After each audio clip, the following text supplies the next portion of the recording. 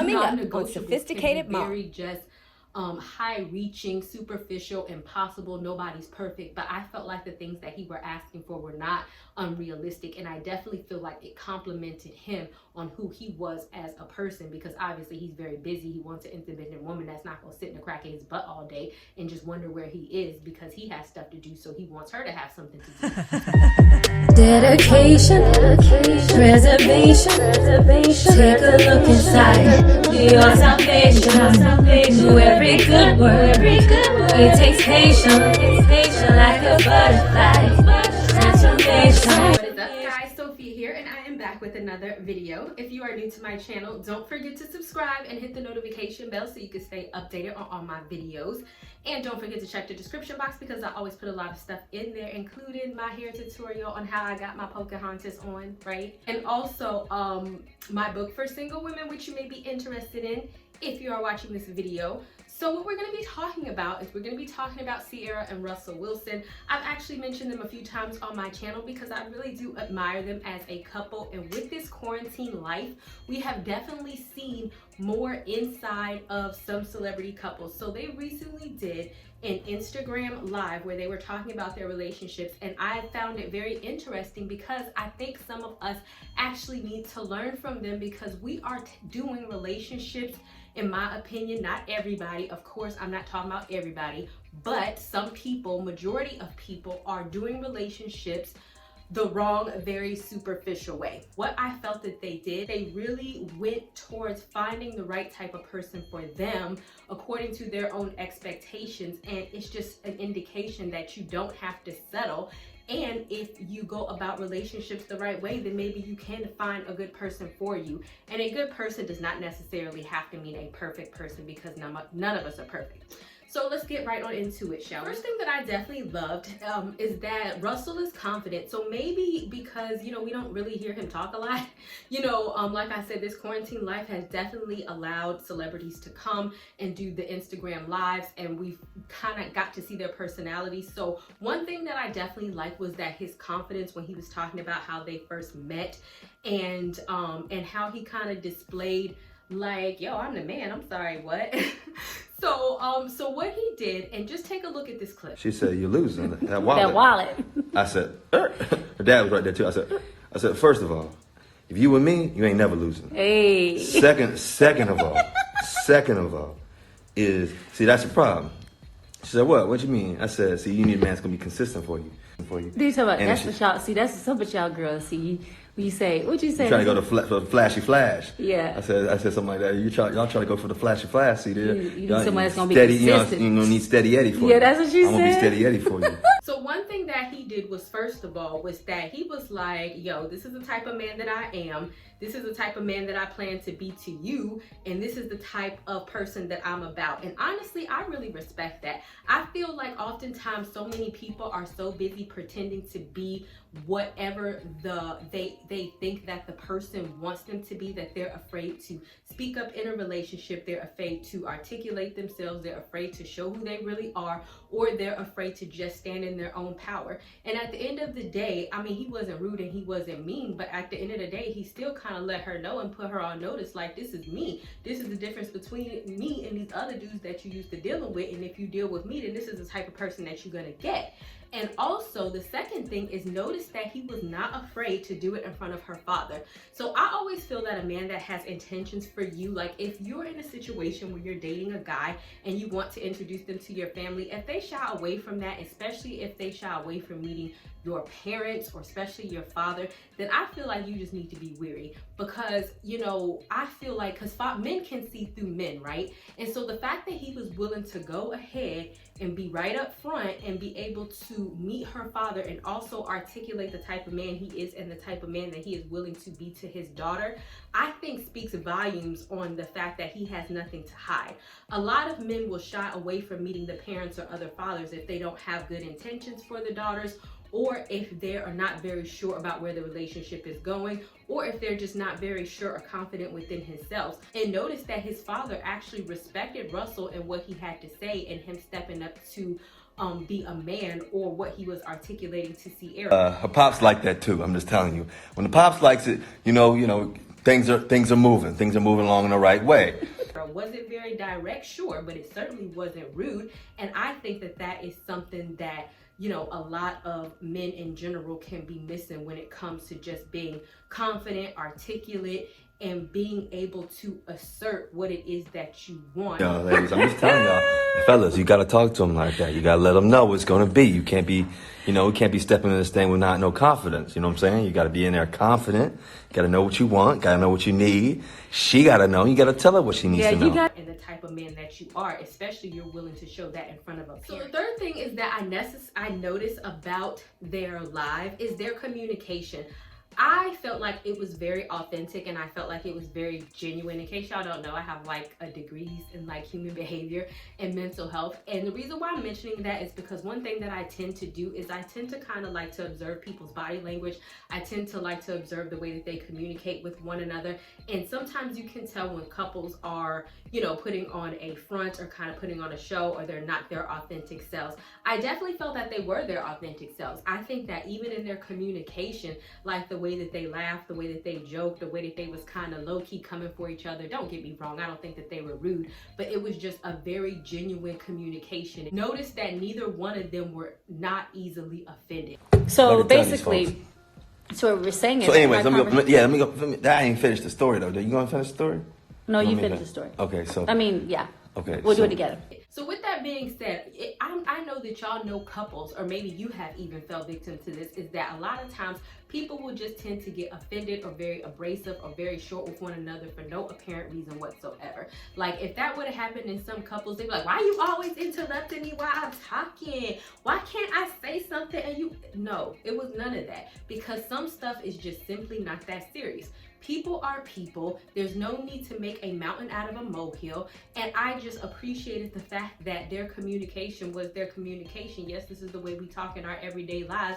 Yeah, we sometimes talk over one another. Yeah, sometimes we're sarcastic with one another. Yeah, sometimes I make fun of you for your clothes. And yeah, there's no need to get offended. It's all good. We find this funny. And for me personally, I always feel like communication in its raw and authentic form, just like how you would communicate with a friend, because with friends, you know, you just say whatever, you laugh and you joke, and most oftentimes you don't necessarily always get offended. I think that that is the true way to kind of build a relationship instead of tiptoeing around one another. And just be yourself and don't necessarily feel like, oh, this is how a couple has to communicate and it's super fake and it's super phony. That's not real. That's just like a facade of a relationship or something that you're putting on because you feel like a relationship should be a certain way. But if you're going to be married to somebody, then you might as well put on, be yourself, be who you're going to be, talk how you're going to talk, communicate how you're going to communicate. And once you do that, then you'll learn how to cohesively communicate with one another and not necessarily get offended. Another thing that I definitely found fascinating is that he and her said that they made each other better. We know that Ciara came up with the whole Leveled Up song, and she talked about Russell leveling her up oftentimes. But one thing that he also attributes her to is also leveling him up and making him better. You can't be having that bootleg janky but that's why I got you. You make me better. You know, you stepped up my fashion game. You stepped up my... Listen, I ain't gonna say nothing. I'm gonna give you the credit. But listen, you stepped up my fashion game a little bit. And I think that is what a cohesive relationship is about. No, you don't necessarily need each other. They were both successful individuals on their own. However, when you come together, there is nothing wrong with doing better than what you were doing, even though where you were was complete. And I also think that there's some value in giving recognition to the other person and saying, you leveled me up in this area and I leveled you up in that area. I think that it is very selfish, and I've definitely been in some relationships like this, that when you kind of do something for somebody and they have leveled up or they have gotten some recognition or benefit from what you did, for them to try to pretend like or downplay what you did, like, oh, I could have did that myself, or oh, what you did is not that significant, or they just kind of ignore it, then you kind of feel some type of way. But I think that it definitely goes a long way to just admit where you were wrong or where you have shortcomings or where areas, even though in his situation it was just a wardrobe, but whatever, you could see how appreciative that she was, and just the fact that he acknowledged the fact that she leveled him up in the area of that. And I think just constantly giving acknowledgement, no matter how small or insignificant you feel that it may be, can definitely go a long way when it comes to validating your partner. When it comes to both of them, with the live, Russell finally said what he prayed for in a relationship. Ciara has been said what she prayed for in a relationship, and I put it in another video, and if I can find it, I'll definitely put it down in the description box. But anyway, we definitely saw where he talked about what he prayed for. Be in this space of like, what do I really want? Like, what am I looking for? You know, really, I wanted a relationship, a long-lasting relationship. I wanted love. I wanted kids. I wanted family. I didn't want perfection. I wanted the perfect thing for me. I ended up writing down my 5 non-negotiables, because really, really, marriage is a partnership. It's a business deal in a way, but it's really a partnership. It's like, hey, we're going to do this forever. Like, how are we going to partner and do this? The first one is I wanted a woman of faith. The second thing is I wanted a woman who was faithful. The third thing I wanted is ultimately I wanted an independent woman. I wanted a person that didn't have to be Ciara. They could be doing whatever, but they had their own identity. They had their own perspective on what they wanted to do in life and how they wanted to impact people. The fourth thing was I wanted a woman who was going to love me the way that my mom loved my dad when he was on his deathbed. And the fifth thing was ultimately I wanted a woman who was going to tilt the room. Right? You walk in the room, you know, if she walks in the room, the whole furniture just slides to her. And I definitely think that what he had asked for was very they were very real things. Like, notice that he asked for something that was independent, I think, or someone that was independent. I think that's a very strong thing to ask for the simple fact that I think that real men don't get intimidated by independent women. There's nothing wrong with, like, if you notice their relationship, which is why their major, like, relationship goals for me is because they both balance their career, but they also balance coming together as a family. And there's no animosity on his end about her doing her own thing, and there's no animosity on her end about him doing his own thing, because he was playing football before he met her, and she was being a singer before she met him, and they both had their individual purposes. And I feel that somebody who is genuinely for you, right, will support you in your purpose and not try to stop or hinder you because of jealousy or because of insecurity. So I think that it was very telling that all of the things that he prayed about, not only were they weren't like super stupid or super superficial. I mean, like, yes, Ciara's a beautiful girl, let's not get it wrong. And that just goes to show, like, when you come up with your non-negotiables in a relationship, what do you really need versus what is very superficial? What do you feel will add value to your life or level up your life, like she says, versus that will just keep you stagnant or just hold you down. So some of that is just that you really have to think about, like, these are non-negotiables. And as he said, Ciara had every single thing on his list.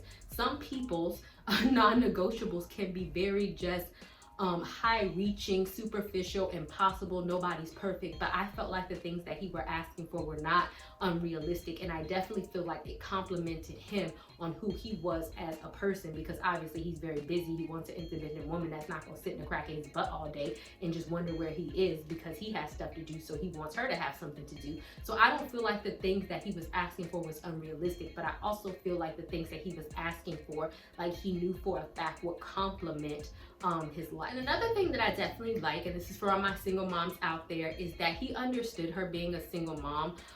When he first talked about meeting her for a date, I think he was like, oh, do you want to go out at 10 p.m? And she was like, no, that's too late. You know, around 7 o'clock, I was like, hey, can we meet up around 9:30, 10?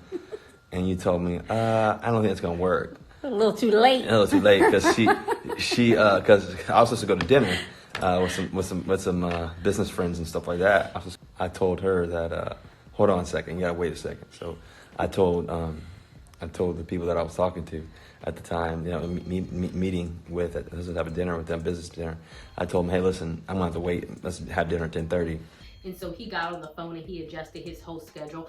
I wouldn't necessarily expect every man to do that, depending on how busy they are, especially if it was a work meeting, you know, because people do got to make money. But I also feel like it was very understanding that he did do that, and he didn't just like make her feel bad, like, oh, this is why I don't date single moms, or what you mean that's too late, or your baby gonna be asleep. Like, he didn't make a big deal about it. Instead, he understood it, he respected her, and he accommodated his own self in order to meet her where she was, with her being a single mom of a young child at that time, because her child is still young, but he was very young at that point. So I feel like a man who really has intentions for you is not going to punish you for being a single mom, or not be like, well, fine, I'll just go find another date if you can't figure out a way to see me. And I've definitely dated people like that, when I'm like, okay, you're calling me at the last minute, it's 11 o'clock at night, well, I want to see you now, and you're getting mad instead of understanding my responsibilities. So I definitely felt like it was good of him not only to understand her responsibilities, but if you also see, like, when they started dating, he also integrated the child in the date, which is what I personally spoke about in my video of when to introduce, what to look for in a husband, I think, and when to introduce your child to your boyfriend. First, they introduced kind of early in my opinion, but I will say this, one of the things that I did say in that video is to introduce your child to your boyfriend when you feel like you are sure that you are going to marry him. So one thing that she specifically said was that, oh, I feel like he's the one. And that's when she started to bring her child around him, and that's when they went to the zoo. So as long as you feel like this is the one, like you're gonna, you know, be with this person long term or marry this person, then there's nothing wrong with that. And come to find out, she was right in her assessment. So I definitely think that it says something about a man, because if they plan on marrying you anyway, then of course they're going to be around your child. About like when I remember just all the times we spent, you know, together with Little Man with Little Future. You know, it was like those are some of the best times in my opinion. And I think that really taught me, to be honest, that really taught me how to love. So it's very important for all my single moms out there, for a man to incorporate your child in your dating scenario. If that's a key indicator that you know that they want to actually be around long term. There's no point in them continuously dating you for a long period of time with no interest in meeting your child. That means they don't have intentions for you. And even if they do, it's going to be very hard to marry somebody, move them in, and start a family or whatever you want to call it, and they have not built a relationship with your child. The last tip that I want to say is that I do like the fact that they actually met in person a lot and they got to get to know each other. This is one of these old school dating things that I'm all about. But in this day and age, people don't actually want to do a phone call. People don't actually want to have a conversation. People just want to text to death, come and Netflix and chill, and then they want to do something sexual. And then, like, when they kind of fall infatuated with some type of sexual thing, then they wonder why their relationship is not working out. It's not working out because you did not actually build a relationship, and you did not actually get to know this individual on a deeper level. And if you notice, even when he talked about their first kiss, he kissed her right there, which I guess was game on his end. Thank you so much. I wasn't on kiss on the first night, so. I know, yeah. But that was kind of an interesting. I leaned in. My cheeks hurt so bad. I leaned in. I got it right about there. Real close though. Yeah, it was real close because I was like, that was intentional. That was intentional. In my head, I was not going to lie. But either way, there was no rush to like kiss her, get intimate with her. We know that they stayed celibate to after they got married, but it was a committed situation to actually get to know her as a person, which is why I think, because if you're not having sex with somebody, then all you have to do if you're getting to know somebody is literally get to know somebody. You can't talk about sex, you can't have sex, you just have to talk and really get to know the person. And so I feel like that's one of the things that definitely builds a stronger relationship, especially you can see that with their specific instance. Like, it's very difficult to get into a marriage and then they're like, oh, we got married in under a year. That is true, but when you take the whole sexual dynamic out of it, and the only thing that you've been doing is dating one another with each other's kids, getting to know each other's kids, meeting each other's family, that really does, you know, in my opinion, where so many people fall into a sex infatuation, and that's mostly what they do, having sex or talking about sex, and they get married and they don't really know each other. The opposite spectrum of that is somebody who abstains from sex and dedicate all of that, you know, 9 months, 10 months, 11 months, 12 months, however long they were dating, to actually getting to know each other. And you will probably find that they know more so about one another and how their marriage is going to be and how they want their family to look than the people who just are kind of building stuff off of lust or superficial or infatuation or something like that. Guys, thank you guys so much for watching. I certainly hope that you like the video, and let me know what you guys think about Ciara and Russell Wilson. For me personally, I love them as a couple, and I'm so happy, or I'm definitely intrigued to see the inside of their relationship because, you know, we see them, I feel like they're nice people, but I definitely kind of enjoy when they talk about their relationship. So did you guys see the Instagram live? If so, I would love to know what you think about it, and I will see you guys another day, another time.